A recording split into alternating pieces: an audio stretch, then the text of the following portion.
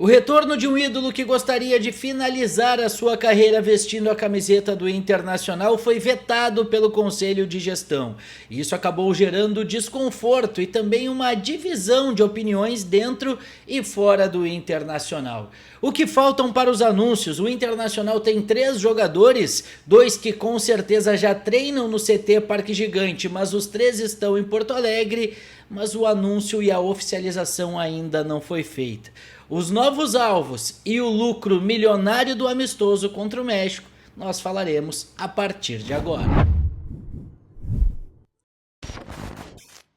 Salve, salve pessoal, sejam todos bem-vindos de volta ao canal. Para quem não me conhece, eu sou Douglas Demoliner e vamos a partir de agora falar bastante sobre o Internacional. Então já deixa teu like, ativa as notificações, compartilha o conteúdo e se inscreve no canal. Bora tentar atingir a marca dos 10 mil inscritos até o final do Campeonato Gaúcho, que me deixaria muito feliz. É a nossa meta traçada pelo planejamento do canal, beleza? Então, se tu é novo por aqui, deixa o like, te inscreve, que é muito importante. Não esquece de ativar as notificações para não perder nenhum conteúdo aqui do canal. Pessoal, vamos falar sobre o Internacional neste sábado, que ainda não anunciou nenhum dos 3 jogadores que já estão acertados para a temporada de 2025. O Inter anunciou e oficializou Vitinho e também Ronaldo, mas tem 3 atletas que já estão em Porto Alegre, contratados e acertados com o Inter, mas que ainda não foram oficializados.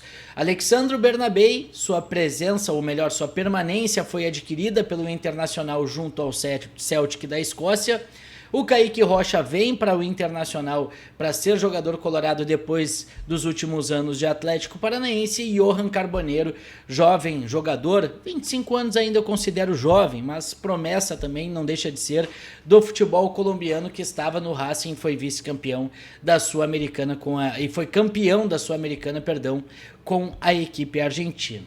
Esses 3 nomes já estão em Porto Alegre. A gente trouxe no canal inclusive as imagens do Carboneiro, né, no hotel de concentração do Inter no dia do amistoso contra a seleção do México. O Kaique Rocha e o Carboneiro apareceram, né, as suas, não é sombra, as suas imagens estavam desfocadas atrás do Vitinho, né, numa imagem publicada pelo Internacional, inclusive, né, publicada no Instagram do clube. Então tá lá a imagem para quem quiser ver, mas também tá aqui no último vídeo do canal. Só que o Inter ainda não anunciou a contratação desses jogadores. Não sei o que falta, se o Inter quer fazer um pacote de anúncios, os 3 todos juntos. O fato é que o Inter estreia no dia 22, na próxima quarta-feira, em Bagé, no Estrela d'Alva, diante do Guarani. E em princípio nenhum desses 3 estarão à disposição. Eu diria que o Bernabei fora completamente. O Kaique Rocha estava treinando separado lá em Curitiba, então eu também acho que não teria muitas condições. E o Carboneiro estava afastado, né, lá do Racing. Então, gente, nenhum desses jogadores estarão à disposição. Inclusive o Ronaldo, também contratado, não participou do amistoso, mas participou do jogo treino. E o Vitinho participou dos 2. Eu diria que o mais próximo, né, de jogar é o Vitinho. E inclusive eu cogito ele como titular do Inter na estreia lá em Bagé, no Estrela d'Alva, muito pelas suas características e pela possibilidade de jogar do lado direito. Avançando aqui com o conteúdo do canal, quero falar sobre os novos alvos do Internacional, que busca um centroavante, né, para substituir Alário. Essa é a ideia do Inter, a manutenção do elenco e repor as saídas. E a saída do Alário deixa essa lacuna. Poderia ser o Ricardo Matias? Poderia, mas o Inter entende que precisa de mais um jogador para essa posição. Tem o Rafael Borré, tem o Valência, que são titulares, reservas, né? Daqui a pouco o Roger segue insistindo também em ter esses 2 jogadores atuando juntos, mas depois deles teria o Luca, que participou do jogo treino, o Ricardo Matias, e precisaria de mais um na ideia do Internacional, esse centroavante bem posicionado como era o Alário, que briga lá em cima, lá na frente. Então é um dos alvos do Internacional. O Inter também busca um zagueiro, pelo menos mais um zagueiro incontestável para chegar e ser a solução, ser o companheiro do Vitão. Tem a situação envolvendo o Yerry Mina, né, que foi oferecido, ele tem contrato com o Cagliari até a metade desse ano. Daqui a pouco um pré-contrato agora para ele chegar no meio da temporada. Pelo que eu ouvi do Internacional ainda no ano passado em relação ao Yerry Mina, Ele não é um jogador que estaria nos planos do Inter, mas naquela época era outra comissão, era outro estilo de jogo. Daqui a pouco com o Roger, a ideia que se tem é que o R. Mina possa ser um jogador importante, um jogador interessante. Mas eu sigo com a informação que eu tenho que seria um negócio bem, né, bem difícil de acontecer, principalmente pela mentalidade que o Internacional entende hoje ter o IR Mina, ter o colombiano. Pois bem, dito isso, né, um zagueiro, um centroavante. Eu ainda sigo com a opinião que o Inter precisa de um segundo volante. Eu acho que o Inter ainda precisa desse camisa 8. Só que no entendimento do Inter tá tudo certo, com o Bruno Henrique e com o Thiago Maia. Então eu acho difícil dessa negociação acontecer.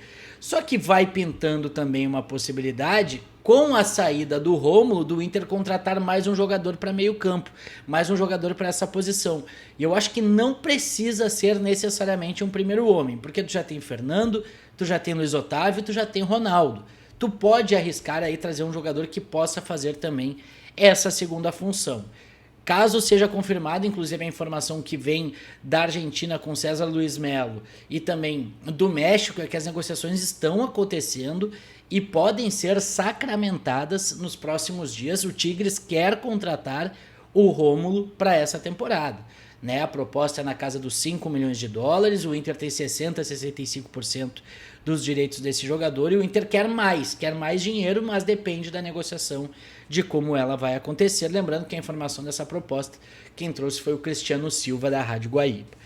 Então, um volante, se confirmar a saída do Rômulo, um centroavante e um zagueiro.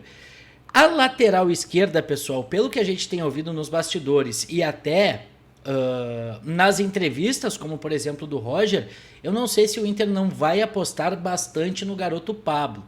Sei que tem o interesse no Ramon, era um jogador que estava negociando, mas eu acho que o Inter vai apostar no Pablo, vai segurar esse dinheiro pelo menos até a metade da temporada. E se ver que não é, né, não tá rolando da forma como deveria, já que vai ter o Bernabé e o Pablo, vai ser uma reposição a ele, e o próprio Brian Aguirre também tem sido utilizado. Eu não sei, rapaziada, eu não sei, eu acho que essa posição, acho que o Inter vai com o que tem. Bernabé de titular, Brian Aguirre em uma necessidade improvisado e o próprio garoto Pablo. Eu acho que tá legal, pelo menos até a metade da temporada. Depois, caso seja necessário, o Inter faria uma nova investida para repor esse setor, para colocar, né, recolocar um jogador desde a saída do René. Para fechar o vídeo, eu quero falar sobre Leandro Damião. O Wagner Martins trouxe a informação de que o Conselho de Gestão vetou a contratação do ex-centroavante colorado.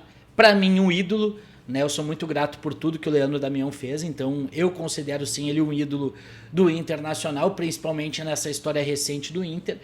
E a informação que o Vaguinha tem é que ele receberia na casa dos 50 mil reais por mês, seria um contrato de 3 meses, mais produtividade, era uma ideia que ele disputasse o Campeonato Gaúcho e se aposentasse como jogador do Inter, ele que veio, né, do Atlético Ibirama muito novo para cá, foi revelado pelo Inter, é considerado uma cria da base do Inter, e foi muito importante para a nossa história, né? E o Conselho de Gestão teria vetado.